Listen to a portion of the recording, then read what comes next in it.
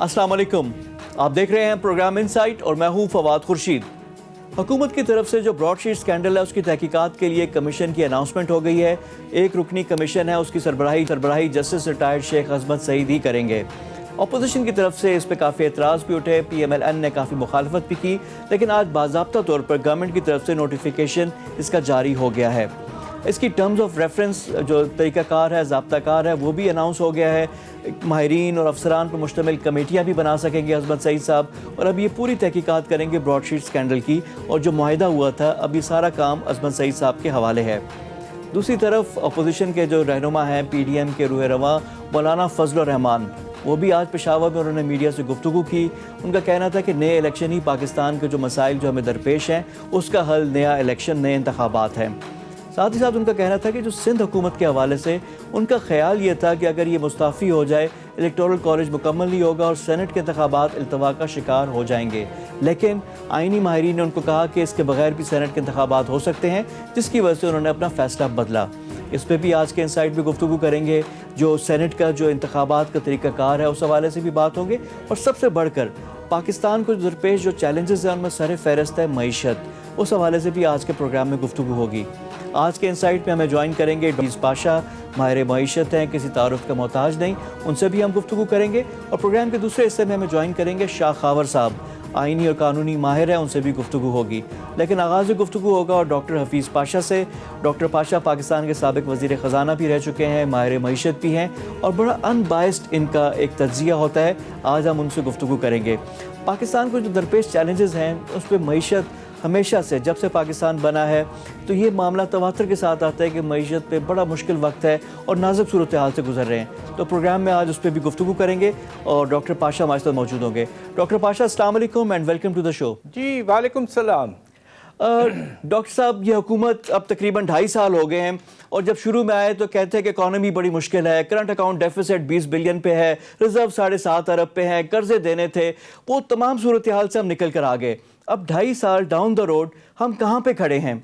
और जो मईशत इकॉनमी है डॉक्टर साहब, ये पाकिस्तान जब से बना है तब से यही मईशत वाला सवाल है, क्यों नहीं पायदार बुनियादों पर हम इसकी बुनियादें इस्तवार करें ताकि बेहतरी आए? तो ये जो अभी जो एग्जूबरेंस है, इससे आप किस हद तक मुतमईन हैं? बिस्मिल्लाहिर्रहमानिर्रहीम। आपने अपने इंट्रोडक्शन में कुछ अहम बातों के बारे में किया है। सबसे पहले मैं ये कहूँ कि अल्लाह के फजल से हमारे माशी हालात में कुछ बेहतरी तो ज़रूर आई है, और कोविड से जो नुकसानात हुए थे वो काफ़ी हद तक अब हम उनसे आगे बढ़ रहे हैं। और सबसे जो नुमाया एग्ज़ाम्पल है इस तरक्की का, वो हमारा सनती शोबा है, जिसमें 7.5% इजाफा हुआ है पहले 5 महीनों में, और नवंबर के महीने में ये बढ़कर 14.5% तक पहुंच चुका। साथ साथ दूसरी चीज़ों में भी इजाफा है। आपके सीमेंट के सेल में 20% इजाफा है। उसकी वजह जो प्राइम मिनिस्टर साहब ने एक बड़ा मुनासिब कंस्ट्रक्शन पैकेज पेश किया था, इंसेंटिव्स दिए थे, और साथ साथ गाड़ियों के सेल में इजाफा, तेल की सेल में इजाफा। तो कुछ इंडिकेटर्स आपके पॉजिटिव हैं, मगर अभी भी आपका जो पिक्चर है इकॉनमी का वो मिक्स्ड है, और कुछ चीज़ें ऐसी हैं जिनसे हमें कोशिश होनी चाहिए कि और बेहतरी आए। अब आप ये देखिए कि जो हमारा करंट अकाउंट सरप्लस था पहले 5 महीने में, बहुत अरसे के बाद अल्लाह के फजल से एक अच्छा बड़ा सरप्लस हो गया था। दिसंबर में जाकर वो फिर से खसारे में चले गया, तकरीबन $650 मिलियन। और उसकी एक बहुत बड़ी वजह थी जिसका आपने जिक्र किया कि ज़री शोबे में पैदावार की कमी आई है। 20 साल के बाद पहली दफ़ा पाकिस्तान जो है गंदम की इंपोर्ट कर रहा है। हम 2000 में सेल्फ सफिशेंट हो चुके थे, और मुझे बड़ा अफसोस है कि 20 साल के बाद अब हमें 3 मिलियन टन के लगभग इंपोर्ट करना पड़ रहा है। इससे भी ज़्यादा परेशान कुन बात जो है वो ये कि कपास की जो फसल हुई है वो तकरीबन अंदाजे के तौर पर 34% कम है पिछले साल से, और مشکل سے یہ 6.5 یا مشکل سے 65 یا 70 لاکھ بیل تک پہنچے. ایک وقت تھا اللہ کے فضل سے جب ہم 1,40,00,000 بیل ہم اگاتے تھے. کیا وجہ یہ ہے کہ پچھلے 15-20 سال سے ہم نے اپنے زرعی شعبے کو بالکل نگلیکٹ کیا ہے، خیال ہی نہیں کیا، کوئی مناسب پالیسیز ہی نہیں بنائی. ابھی بھی تقریباً 45% لوگ ہمارے جو کام کرتے ہیں، ورکر جو ہیں، امپلائمنٹ جو ہے وہ زرعی شعبے میں ہے. وہ ہمارے ملک کی ریڑھ کی ہڈی ہے، اس پہ ہم نے توجہ نہیں دی. دوسری طرف کچھ اور چیزیں ہیں جو تو کچھ حد تک پریشان کن ہوتی جا رہی ہیں. ایک تو یہ کہ افراط زر میں کچھ کمی آئی، پچھلے 2-3 مہینے میں 8% تک آگے پہنچا تھا، مگر اب اس کے امکانات ہیں کہ یہ پھر سے بڑھنا شروع ہو جائے گا. اس کی وجہ یہ کہ آپ نے بجلی کی نرخوں میں 15% اضافہ کر دیا ہے اور شاید کچھ ہفتوں کے بعد پھر سے ایک اور مرتبہ کریں گے. دوسری طرف گیس کی نرخوں میں اضافہ، خیال یہ ہے کہ کل تک یا پرسوں تک آپ یہ دیکھیں گے کہ تیل کی قیمتوں میں بھی اضافہ. خطرہ اس بات کا اب موجود ہے کہ پھر سے یہ جس طرح سال کے آغاز میں یہ 10% سے زیادہ تھا، اب پھر سے یہ 10% سے اوپر چلے جائے گا. کھانے پینے کی چیزوں کی قیمتیں 14% ہے اور ہو سکتا اور بڑھ جائیں. لوگ پریشان ہیں. اچھا ڈاکٹر صاحب، اسی پہ پھر میرا سوال، بے روزگاری میں اضافہ ہوا ہے جی، اسی پہ میرا سوال ہے کیونکہ آپ نے نشاندہی، دوسری طرف افراط زر، یہ خطرے کی آپ نے نشاندہی کی ہے. لیکن اب اس کا کیا ہوگا؟ کیونکہ ابھی ہم نے انٹرسٹ ریٹ اپنا پالیسی ریٹ ہے وہ ہم نے 7% پہ رکھا ہوا ہے. اب اگر یہ بڑھتی ہے مہنگائی، جس سے آپ نے اشارہ کیا، افراط زر بڑھے گی، چیزیں ہوں گی، تو پھر یہ کنٹرول کرنے کے لیے پھر انٹرسٹ ریٹ بڑھے گا. انٹرسٹ ریٹ بڑھے گا تو پھر وہی ویشیس سائیکل، پھر ہماری گروتھ ہے وہ رک جائے گی. مانیٹری سپلائی، سب منی سپلائی، سب چیزیں وہی ہو جائے گی. ٹائٹ مانیٹری پالیسی جب آئے گی تو یہ تو پھر ہم سرکلز میں جا رہے ہیں سر. جس سے آپ نے کہا کہ پچھلے سال کے شروع میں بھی یہی ہوا تھا، تو اس سے کیسے نکلے ہم؟ دیکھنے کے نکلے کے طریقے جو ہیں وہ آپ کو سٹرکچرل فنڈامنٹل ریفارمز لینا پڑے گا. ہماری خواہش یہ ہے کہ حکومت کا جو باقی عرصہ تقریباً 2.5 سال کا رہ گیا ہے، اب وقت آ گیا ہے کہ سٹرکچرل ریفارمز کی طرف جائیں. ہمیں export led growth, agricultural sector, tax reforms اور پبلک انٹرپرائزز کی امپروومنٹ، یہ 4 ایریاز ہیں جس میں ہمیں کام کرنا ہے اور بڑے اقدامات لینے ہیں. چھوٹے چھوٹے سٹیپ سے فرق نہیں پڑ رہا ہے.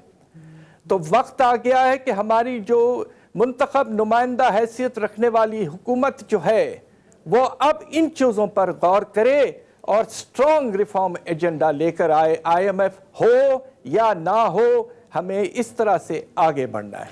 اچھا ڈاکٹر صاحب، میں 1 بائی 1 ان سیکٹرز پہ بات کروں گا، لیکن آپ نے IMF کا بھی نام لیا. اب ظاہری بات ہے، ہم IMF کا پروگرام میں ہے. جو بجلی کی قیمتیں بڑھی ہیں وہ IMF نے کہا. سرکولر ڈیٹ ہماری بھی نالائکی ہیں، وہ چیزیں ہیں. اسی طرح گیس کی قیمتیں بڑھیں گی. باقی آپ نے کہا کہ انٹرنیشنل پرائسز بھی بڑھ رہی ہیں.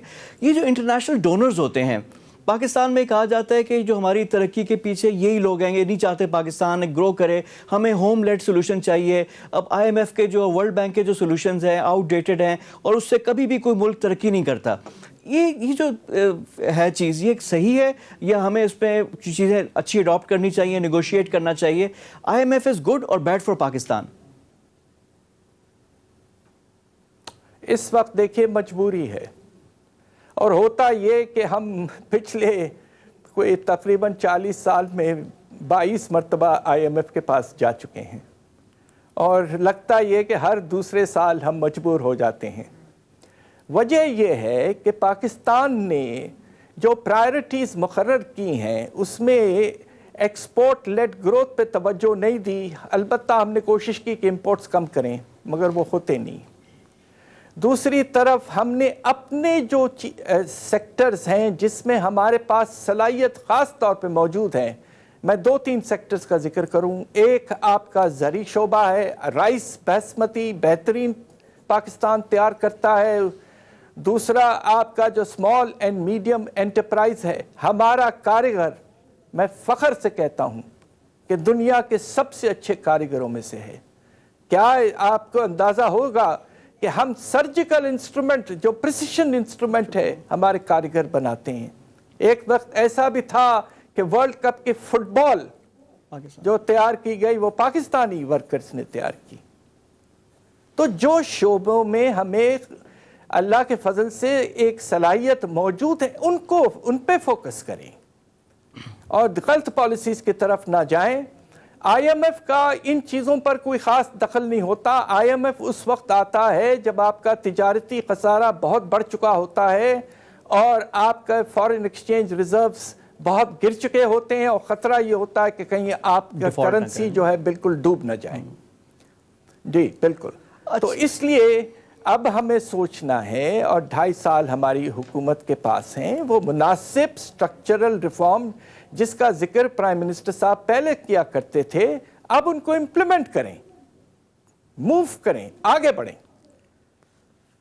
ڈاکٹر صاحب یہ کتنا آسان مشکل ہوگا اس پہ بھی میں بات کروں گا, وائد سیکٹرز پہ بھی آؤں گا, لیکن ابھی میں چاہوں گا کہ آپ ذرا تھوڑا سا ظاہر آپ پروفیسر بھی ہیں, آپ سینئر بھی ہیں, جو معیشت کی ٹیم ہے ہماری معاشی ٹیم ہے, ان کو آپ 1 to 10 اگر آپ نمبر دینا چاہیں 2.5 سال کی پرفارمنس میں تو کتنے نمبر آپ دیں گے؟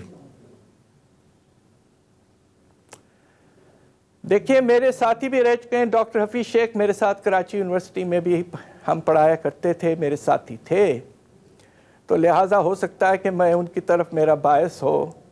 دیکھیے ایک چیز تو حکومت نے حاصل کیا ہے اور اس پہ انہوں نے بڑا ہیوی کاسٹ پے کیا ہے مگر حاصل کیا ہے, اور وہ یہ کہ $20 ارب جو ہمارا تجارتی خسارہ تھا اس کو کم کیا ہے. اور اس کے نتیجے میں ہمیں نقصان تو ہوا کہ اس لیے کہ بے روزگاری میں اضافہ ہوا, ہم نے اکانومی کو روکنا پڑا. تو اس لحاظ سے میں یہ کہوں گا, آپ نمبر تو نہیں دوں گا مگر B سے B+ کی ریٹنگ دوں گا ہماری ٹیم کو.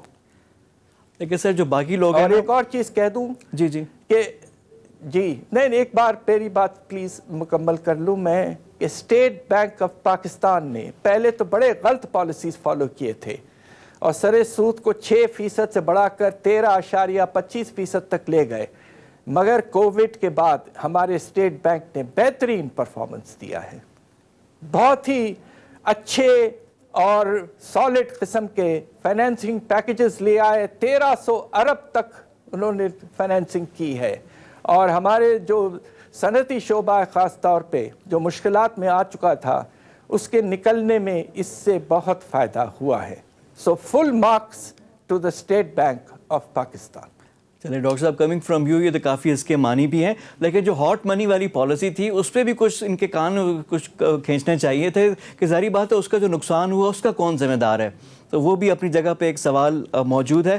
اب یہاں پہ میں آ جاتا ہوں, جو آپ نے 4 سیکٹرز آئیڈینٹیفائی کیے ہیں اور یہی گورنمنٹ کا فیلئر ہے. جس طرح آپ نے کہا زراعت ہے, ایگریکلچر آپ نے کہا, پھر آپ نے اسٹیٹ اون انٹرپرائزز کا, وہ بند پڑے ہوئے ہیں, ان کے لاسز اسی جگہ موجود ہیں. ایگریکلچر کا ہم ابھی امپورٹ کر رہے ہیں $2 بلین سے زیادہ, گندم, کپاس, چینی, اور آپ نے کہا 20 سال کے بعد گندم جس میں ہم خود کفیل ہو گئے تھے اب دوبارہ ہم وہ منگوا رہے ہیں باہر سے, اور ابھی بھی کوئی ایسی پالیسی چینج اور شفٹ نہیں آ رہی. کپاس کی ڈسمل پرفارمنس آپ نے خود مینشن کیا, تقریباً 15 ملین سے ہم 15 ملین سے اب 6 ملین تک 7 ملین تک اس دفعہ ہماری ایکسپیکٹیشنز ہیں.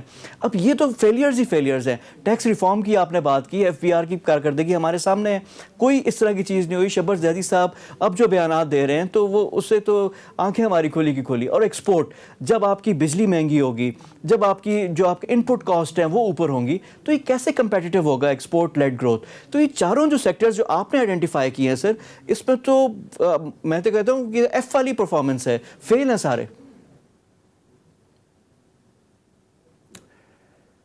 ایک کے بعد ایک اس پہ ذرا غور فرما لیں اور کس طرح کے ہمیں اقدامات لینے ہیں.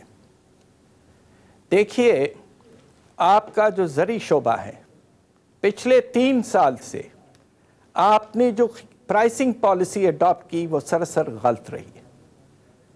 فرٹیلائزر کی قیمتوں میں 35% اضافہ 2.5 سال میں. آپ نے اس کے برعکس جو ہمارا کراپس ہیں, آپ نے مشکل سے گندم کی قیمت جو ہے وہ 10% بڑھائی ہے. آپ کے دوسرے کراپس کی قیمتوں میں سب ملا لیں تو 8% اضافہ. تو آپ کے انپٹس بڑھ رہے ہیں بہت تیزی سے، کاسٹ کے لحاظ سے آپ قیمتیں مناسب نہیں دے رہے ہیں. آپ کو اپنے زرعی شعبے کے لیے مناسب پرائسنگ اور سبسڈی پالیسیز امپلیمنٹ کرنا بہت ضروری ہے. 90s میں ایسا کیا گیا تھا اور اس وقت آپ خود کفیل ہوئے ویٹ میں، اور کاٹن آؤٹ پٹ بھی بہت تیزی سے بڑھا. اور وتھ آل ڈیو ریسپیکٹس ہمیں اس وقت ایک اسٹرانگ ڈیسیشن لینا ہے کہ ہم شوگر کین سے نکلیں گے. شوگر کین پانی 3 گنا لیتا ہے.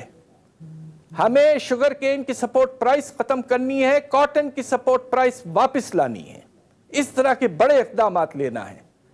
آپ چاہیں تو میں باقی 3 سیکٹرز کے بارے میں بھی ذکر کر سکتا ہوں، بٹ اٹ ڈیپینڈز آپ کا فوکس کس پہ ہے. اچھا سر، یہ ایگریکلچر کی جو آپ نے بات، اب ظاہری بات ہے جو شوگر ہے اس میں تو پیسے بنتے ہیں نا، شوگر انڈسٹری میں ہر سٹیپ پہ دے میک ڈالرز اور بہت زیادہ پیسے بناتے ہیں، تو وہ بھی پولیٹیکل بھی کنیکشنز ہیں. ہر سیاسی جماعت میں شوگر مل، شوگر بیرنز موجود ہیں. اور یہ جو کپاس والے علاقے پہ جو شوگر ملز لگی ہوئی ہیں، اب اس کو ریورس کرنا کتنا مشکل کتنا آسان، یہ علیحدہ چیز ہے.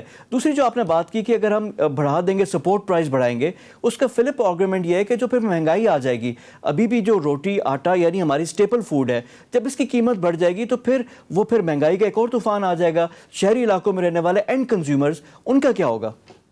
دیکھیں، آپ اس وقت جو پوزیشن ہے وہ دیکھیے.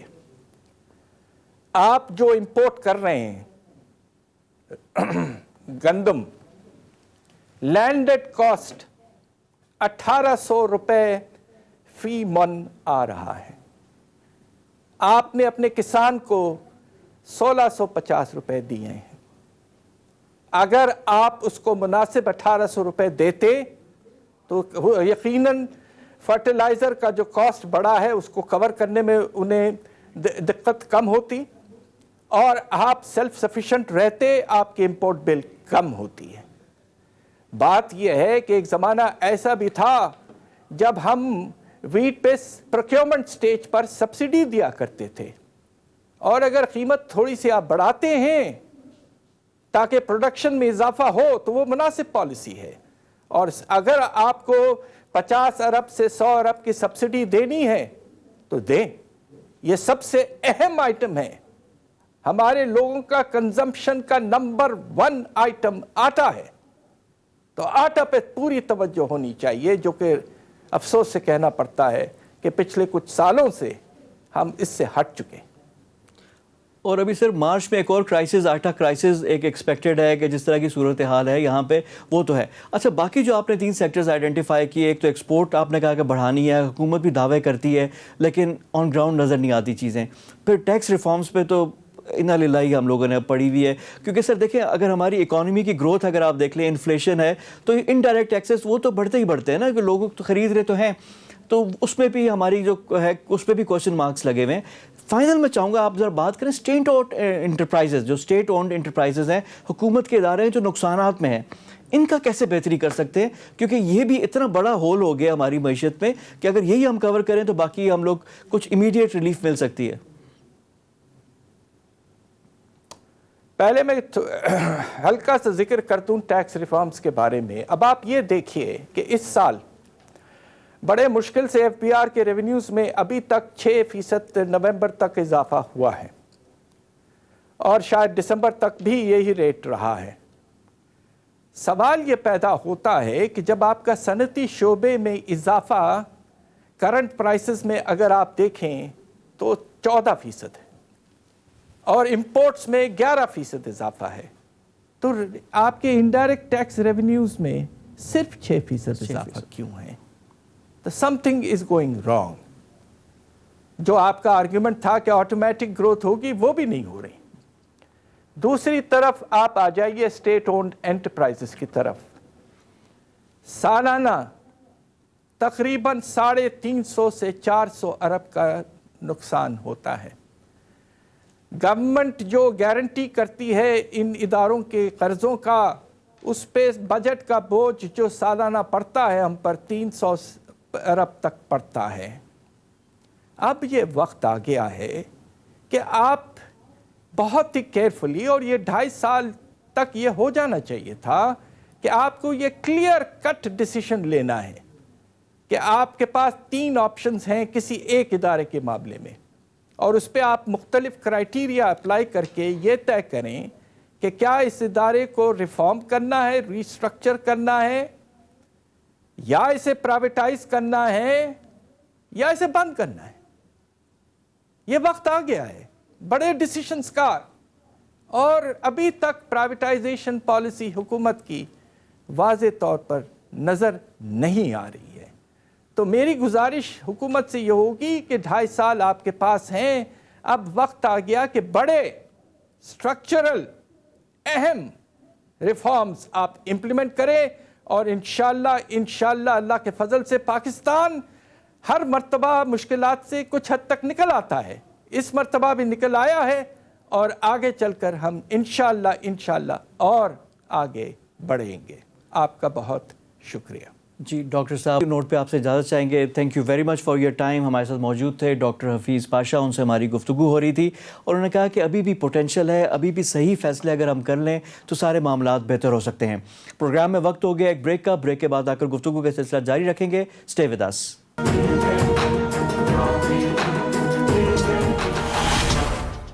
بریک کے بعد پروگرام میں دوبارہ خوش آمدید۔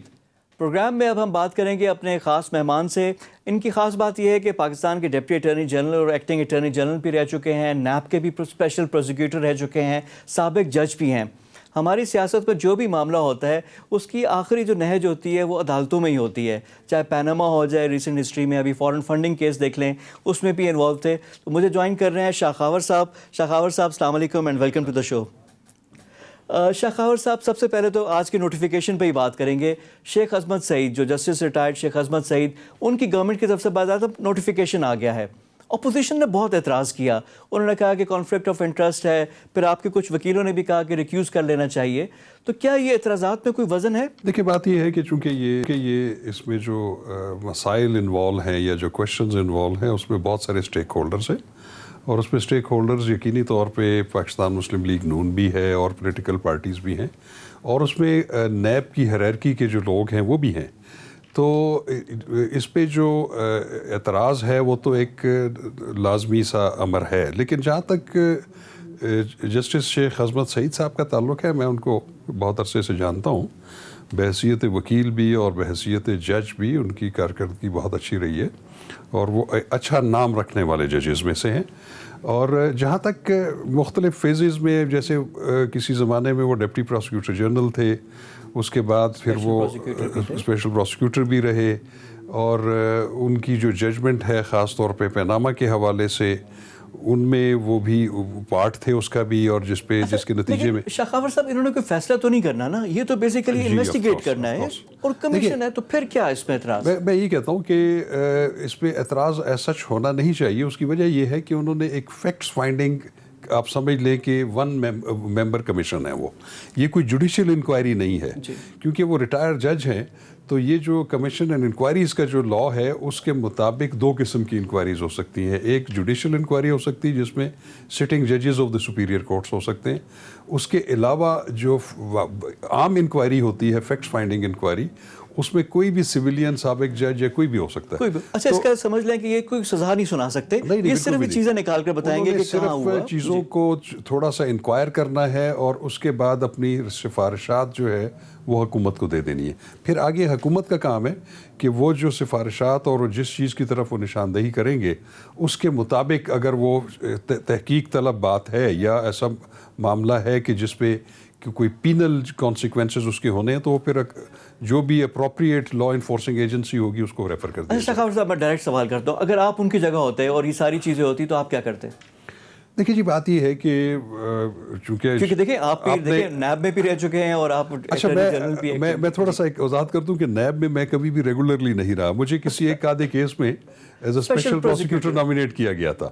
تو لیکن چونکہ میں نیب کے کیسز بہت زیادہ کیے ہیں اور تھوڑی سی ہم نظر بھی رکھتے ہیں اس کے اوپر، تو میں سمجھتا ہوں کہ کسی بھی انکوائری کمیشن کا کوئی سربراہ ہو یا جوڈیشل کمیشن کا، ان کے سامنے جو ٹرمز آف ریفرنس ہوتے ہیں، جو کویشچنز ہوتے ہیں، انہوں نے اپنے آپ کو وہاں تک محدود رکھنا ہوتا ہے، اور اس کے بارے میں انہوں نے حقائق جو ہیں وہ سامنے لے کے آنے ہیں اور اپنی سفارشات دینی ہے۔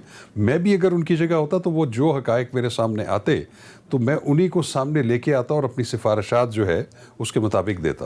اچھا، لیکن یعنی آپ بھی اگر ہوتے تو آپ اعتراضات کو نہ کرتے، آپ اپنا کام کر لیتے، لیکن یہ اعتراضات ہیں کیوں؟ کیا ہے، کیا وجہ کیا ہو سکتی ہے اس کے پیچھے، اور کیوں اتنا کنٹروورسی بنا؟ دیکھیے اس میں پولیٹیکل سٹیکس انوالو ہیں۔ حالانکہ میں آپ کو ایک بات بتاؤں کہ اس پہ پی ایم ایل این جو ہے وہ بہت زیادہ اعتراض کر رہی ہے، باقی بھی کر رہے ہیں۔ اس کی وجہ یہ ہے، لیکن میں یہ سمجھتا ہوں کہ انہوں نے اپنی ایک غیر جانبدارانہ حیثیت جو ہے بطور جج پیناما کیس میں بھی رکھی تھی۔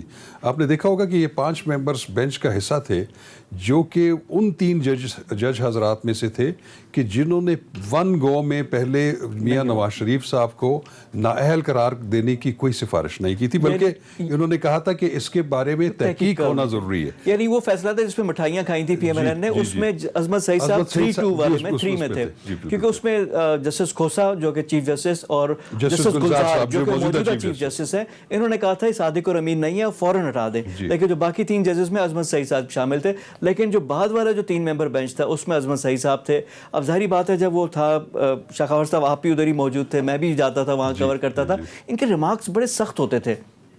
نہیں، میں آپ کو ایک بات بتاؤں، ہم چونکہ معزز جج صاحبان کے سامنے پیش ہوتے رہتے ہیں، ہم ہر ایک کا جو ہے وہ مزاج ہمیں پتہ ہوتا ہے۔ جہاں تک ان کے اس طرح کے ریمارکس ہوتے تو میں نہیں سمجھتا کہ وہ کوئی پری کنسیوڈ آئیڈیا کے ساتھ ایسے ریمارکس دیتے تھے۔ اس کے علاوہ یہ بھی ہے کہ وہ اکثر ہم دیکھتے تھے کہ عدالت کا ماحول وہ بڑا لائٹ بھی رکھتے تھے، طنز و مزاح بھی کرتے تھے، ہمیں بھی کامنٹس کر دیتے تھے۔ وہ ہمیں ایک تھوڑا سا ایک انڈرسٹینڈنگ ہوتی ہے کہ پریزائڈنگ آفیسر یا جج صاحب جو بیٹھے ہوئے ہیں ان کا کس طریقے سے کا سوچنے کا انداز ہے، ڈیل کرنے کا کیا انداز ہے، وہ ایک نارمل روٹین کی چیزیں۔ لیکن ہوم ورک ان کا بڑا اچھا ہوتا ہے، میں بھی ان کے کیسز میں کور کرتا رہا، وہ پڑھ کے آتے تھے، فائلیں جو بھی ہوتے تھے تو وہ تو، لیکن اس کا مطلب ہے کہ جو براڈ شیٹ اسکینڈل ہے اس کا کچھ نہ کچھ تو نکل ہی آئے گا۔ عظمت سعید صاحب اب تو گورنمنٹ کے نوٹیفیکیشن بھی ہو گیا اور وہ خود بھی تیار ہیں، تو یہ تو یعنی ایک چیپٹر از کلوزڈ، اب یہ تو اب وہ کریں گے اور چیز آ جائے گی۔ اچھا، جب چیز آ جائے گی اس کے بعد کیا ہوگا؟ انہوں نے ایک اپنی ریکمنڈیشن دینی ہے، پھر کیا ہوگا؟ دیکھیں جی، بات یہ ہے، دیکھیں کوئی بھی جوڈیشل انکوائری ہو یا فیکٹس فائنڈنگ انکوائری ہو، میں آپ کو ایک بات بتاؤں کہ قانون کی نظر میں اس کی کوئی اہمیت ایز سچ نہیں ہے، کیونکہ اگر وہ کل اس کے بارے میں کوئی تحقیق ہونی ہے جو کہ فوجداری لیول پہ ہوگی تو اس میں بھی جو ان کی رپورٹ ہوگی وہ پارٹ نہیں ہوگی کم از کم اس تحقیق کا۔ یہ ایک صرف گائیڈ لائنز ہیں، باقی تحقیق جو کرنی ہے وہ متعلقہ اداروں نے کرنی ہے۔ وہ اگر چاہے وہ نیب ہے یا چاہے وہ ایف آئی اے ہے، چاہے وہ پولیس ہے، انہوں نے اپنے پیرامیٹرز کے مطابق نئے سرے سے اس کی تحقیق کرنی ہے، اور یہ گراؤنڈ لیول سے آئے گا، جس طرح ہم نے پیناما کا بھی دیکھا تھا کہ اس کو ریفر کر دیا گیا تھا احتساب کورٹ، اور اسی طرح یہاں پہ بھی جو چیز آئے گی، لیکن ہمیں پتہ تو چل جائے گا نا کہ سچ ہے کیا اور کیا نہیں، یہ بات تو آ جائے گی کہ ایک سٹارٹنگ پوائنٹ ہمیں مل جائے گا۔ شاخاور صاحب، اب آ جاتے ہیں تھوڑی سی ایک اور جو کنٹروورشل ٹاپک ہے آپ کی موجودگی کا فائدہ، فارن فنڈنگ کیس، آپ خود بھی اس میں انوالو ہیں، کیا یہ واقعی اتنا بڑا کیس ہے جس کی بات کر رہی ہے اپوزیشن کو؟ امید ہے اب تو اس میں سارے ہی آ گئے ہیں، اس حمام میں سارے ہی شامل ہو گئے، اس میں کوئی جان ہے فارن فنڈنگ کیس میں؟ دیکھیں میں آپ کو بتاؤں، یہ بڑا اچھا کوشچن ہے کیونکہ لوگوں کے ذہن میں کنفیوژن ہے کہ اس کے امپلیکیشنز کیا ہوں گی اور یہ کیس ہے کیا۔ دیکھیں 2 طرح کے کیسز ہیں جو پولیٹیکل پارٹیز کے اوپر بن سکتے ہیں۔ ایک ہوتا ہے فارن ایڈڈ پولیٹیکل پارٹی، وہ پارٹی جو کہ کسی ریاست سے، کسی دیگر ریاست سے یا حکومت سے، وہاں سے وہ مالی امداد حاصل کرتی ہو۔ اگر ایسی صورت میں ثابت ہو جائے اور حکومت سیٹسفائیڈ ہو کہ کوئی ایسی جماعت ہے جو کہ فارن فنڈڈ ہے، تو وہ اس کا ایک نوٹیفیکیشن کر دیتی ہے جس میں وہ ڈکلیئر کر دیتی ہے کہ یہ party foreign funded political party ہے، اور اس کا ریفرنس 15 دن کے اندر لازم ہے کہ وہ سپریم کورٹ آف پاکستان میں جائے گا۔ سپریم کورٹ آف پاکستان پھر اس کی باقاعدہ سماعت کرنے کے بعد، تمام فریقین اور شہادتیں اکٹھے کرنے کے بعد، اگر وہ اس نتیجے پہ پہنچیں کہ واقعی یہ الزام درست ہے، تو وہ پولیٹیکل پارٹی جو ہے وہ بین ہو جاتی ہے، اور اس کی جتنی لیڈرشپ ہے، جو عہدیداران ہیں، وہ 4 سال تک کوئی بھی عوامی عہدہ نمائندہ جو ہے وہ اس کے حق سے محروم ہو جاتا ہے۔ پاکستان کی تاریخ میں کوئی ایسی پارٹی ہے؟ یہ جو تھی نیشنل عوامی پارٹی نیپ جو تھی افغانستان کا، ان کا جو تھا وہ سپریم کورٹ آف پاکستان نے ان کو بین کیا تھا، جو کہ ابھی جو نئی شکل میں اے این پی ہے، تو وہ مثال تو موجود ہے۔ لیکن ابھی جو پروسیڈنگ چل رہی ہے پاکستان تحریک انصاف کے خلاف یا باقی پولیٹیکل پارٹیز کے خلاف، اب سب شامل ہو گئے، وہ ہے پروہیبٹڈ فنڈز کی، ممنوع جو فنڈز ہیں اس کے بارے میں. اس کے بارے میں قانون واضح طور پہ یہ کہتا ہے کہ کوئی بھی پولیٹیکل پارٹی اپنے فنڈز جنریٹ کر سکتی ہے، چاہے وہ ڈونیشنز کی صورت میں ہو اپنے حمایتیوں کے، یا وہ پولیٹیکل پارٹیز کے جو ممبر ہیں ان کی ممبرشپ فی یا ڈونیشنز کی صورت میں. اس میں ایک قدغن یہ ہے کہ کوئی بھی غیر ملکی یا کوئی بھی کمپنی، کوئی بھی مالی ادارہ یا ایسا ادارہ جو کہ کاروبار میں ملوث ہو، وہ فنڈ نہیں کر سکتا. تو ابھی ان کی جو انکوائری چل رہی ہے وہ یہ اسی چیز پہ، اس پہ الزام ہے. سزا کیا ہے اس کی؟ میکسیمم سزا کیا اس کی زیادہ سے زیادہ سزا یہ ہے کہ وہ والا حصہ فنڈز کا جو کہ ممنوع قرار دیا جائے وہ ریاست پاکستان کے حق میں جو ہے وہ ضبط ہو جائے گا. تو پھر یہ اتنا شور کیوں ہے؟ پھر اتنا شور کیوں ہے؟ اصل میں جو لوگوں کے ذہن میں ایک مسکنسیپشن ہے وہ یہ ہے کہ شاید ایک بہت بڑا جو ہے پاکستان تحریک انصاف کے اوپر جو تلوار لٹک رہی ہے اور وہ گرنے والی ہے، وہ اس صورت میں ہے کہ ان کا فنڈ ثابت ہو جائیں گے فوراً اور وہ جو ہے وہ بین ہو جائے گی اور ان کے خلاف یہ تعدیبی کارروائی. تو یہ میں سمجھتا ہوں کہ ایک مسکنسیپشن ہے. اس کو اسے لٹکایا کیوں گیا ہے؟ 6 سال سے کیوں چل رہا ہے؟ اور شروع میں پاکستان تحریک انصاف آگے کرتی رہی ہے، اور ابھی عمران خان نے بھی کہا کہ جی پچھلا چیف الیکشن کمشنر ہمارے خلاف تھا، تو وہ کیا کر لیتے پچھلے چیف الیکشن کمشنر؟ دیکھیں میں چونکہ ادھر اس میں شامل ہوئے تقریباً 1.5 سال ہو گیا ہے، میں آپ کو یقین سے کہہ سکتا ہوں سوائے ایک ایڈجرمنٹ کے کہ وہ بھی ہمیں نوٹس پچھلی دفعہ نہیں تھا، تو میرا ایک کسی لاہور ہائی کورٹ کے کسی بینچ میں کیس تھا، اس وجہ سے ہوا، ادروائز ہم نے ایک دن بھی التوا نہیں لیا.